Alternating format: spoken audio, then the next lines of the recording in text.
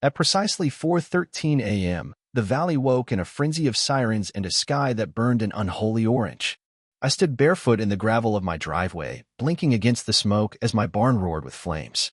But it wasn't the fire that brought every emergency vehicle in a 5-mile radius tearing across my property. It was what had been inside the barn. Because what Lydia Bennett didn't know, when she crept over with her plastic gas cans and her unchecked suburban fury, was that she hadn't just torched an old building. She had committed arson against a covert federal canine training site, one so confidential it was camouflaged as a decaying farm relic. And now, the very dogs trained to track explosives, subdue fugitives, and serve beside elite tactical teams were streaming through the smoke with precision. Handlers yelled commands as tactical spotlights cut through the dawn mist. Lydia, barefoot in her robe and flip-flops, was sprinting toward the woods. For a few surreal moments, I just watched, caught between dread and disbelief. The screeching tires, the barking, the chaos, it all felt too absurd to be real. But there she was, Lydia Bennett, a woman who once filed a formal complaint because my mailbox wasn't HOA approved, now triggering a federal incident because my barn didn't match her landscaping aesthetic. She had gone from petty to full-blown treason in less than 6 months. When I moved into the rundown farmstead on the edge of our suburban enclave 2 years ago, the barn barely stood. The siding peeled like old wallpaper, the roof sagged, and weeds choked every inch of the property. Most neighbors greeted me with tight smiles and passive-aggressive commentary about maintaining neighborhood standards. Lydia skipped the pretense entirely. From day one, she treated me like a contagion, patrolling past with a clipboard in hand, whispering into her phone every time I had a dog off-leash or left tools visible in the yard. I tried to be patient. I restored the barn with reclaimed wood to preserve its old-world charm. I never threw wild parties. I kept the grass trim, the fences mended, but nothing I did mattered. Lydia didn't hate what I did. She hated that she couldn't control it. Then came the opportunity one never could have predicted. A longtime friend in federal law enforcement reached out. They needed a low-profile facility for a new K-9 initiative, a location that was discreet, secure, and off the grid. It was classified so tightly that not even local cops would know what went on there. I laughed at first, but the idea made sense. After rigorous vetting, security installations, and more NDAs than I could count, my barn was reborn, still shabby-looking from the outside, but inside, a fortress of steel, sensors, reinforced walls, and climate-controlled kennels. We ran everything silently, rotating dogs in and out at odd hours, using unmarked vehicles, keeping field activities limited to late nights or dawn hours. It worked perfectly. That is, until Lydia declared war on my barn. Her complaints escalated. She claimed I was running an illegal kennel. She stalked my property line with binoculars. She even tried following one of our trucks until it turned into the sheriff's parking lot. At the last HOA meeting, she proposed removing unsightly rural structures from the neighborhood, meaning my barn. Everyone laughed her off. That should have ended it. But Lydia didn't let things go. She let them fester. 2 nights before the fire, I caught her on my property with a flashlight, peering through the slats. She claimed she was inspecting for vermin. I reported her. The feds brushed it off, just Lydia being Lydia. None of us saw what was coming. The fire triggered every system we had. Lockdown slammed shut. The sprinklers went off. Security cameras activated.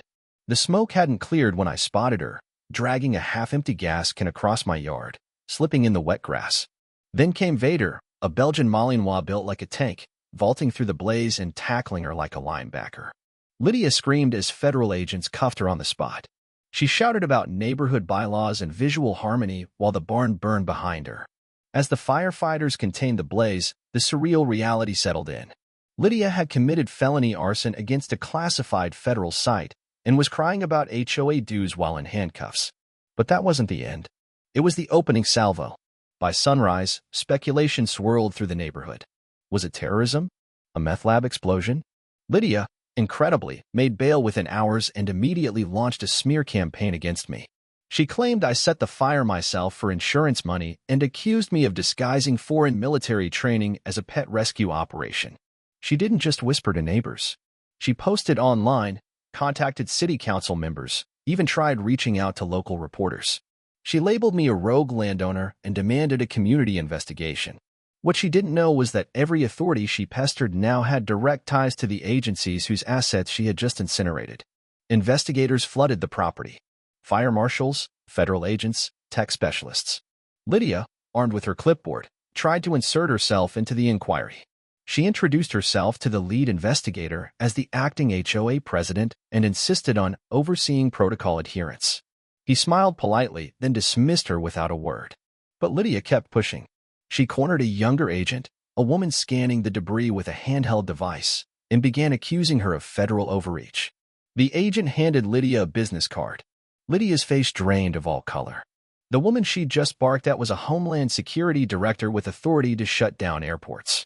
Even so, Lydia spent the next hour pacing the block, spouting conspiracies about government plots.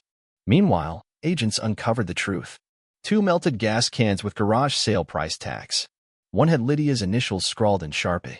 Surveillance footage captured her dragging the cans, lighting the match, and filming the results.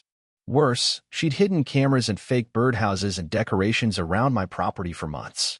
Investigators found a trove of footage stored under the Wi-Fi password Lydia1234. She logged everything: training sessions, handler rotations, equipment drops, and rated them suspicious, possibly illegal, or must burn.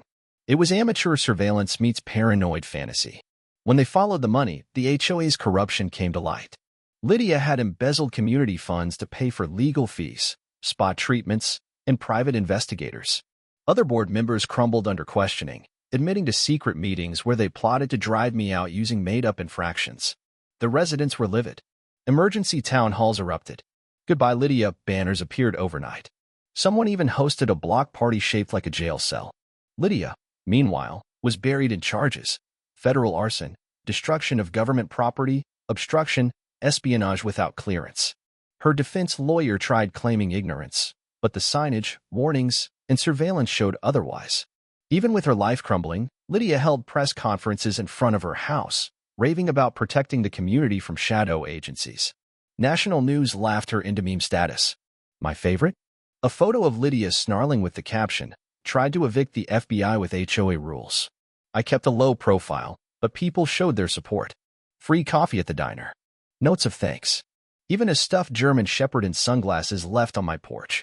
A retired Army colonel in the neighborhood ran for HOA president and won in a landslide. His first act? Repealing every bogus rule Lydia had created. Transparency returned. Peace followed. Then came Homeland Security. Impressed by my cooperation and the barn's infrastructure, they offered to expand the project, formally building a larger K-9 facility on my land, naming me as a principal contributor. I signed without hesitation. Construction replaced the ashes with concrete, steel, and purpose. The new facility included agility courses, dorms for handlers, even a helipad. And directly across from where Lydia's foreclosed house once stood, now an advanced training yard, German shepherds leapt through obstacle rings daily. Her downfall was complete when the judge sentenced her. Not prison, but 5 years of probation under surveillance, massive fines, and 2,000 hours of community service assigned by Homeland Security. Rumor had it she was picking up dog waste in the very facility she once tried to destroy. As months passed, life settled. The dogs became neighborhood favorites. Families watched Saturday demos. School groups toured the center. Without Lydia's shadow, people talked again, hosted barbecues, built trust. Karen's name became suburban folklore. Don't go full Lydia, people joked, when someone complained too much about lawn height. Her legacy reduced to cautionary tale. I refurbished my home with the government's payout, built a guest house, and welcomed family with open arms. What was once a battered piece of land had become a beacon of resilience. On a fall evening, during a community appreciation event, I gave a short speech. I thanked the dogs, the agents, and my neighbors. And I closed with this. Sometimes life hands you a Lydia. But if you're lucky and stubborn, you can turn that Lydia into something extraordinary. Applause wasn't loud. It was honest. The kind that comes from shared triumph and the quiet knowledge that the worst was behind us. And in that moment, I knew we had one.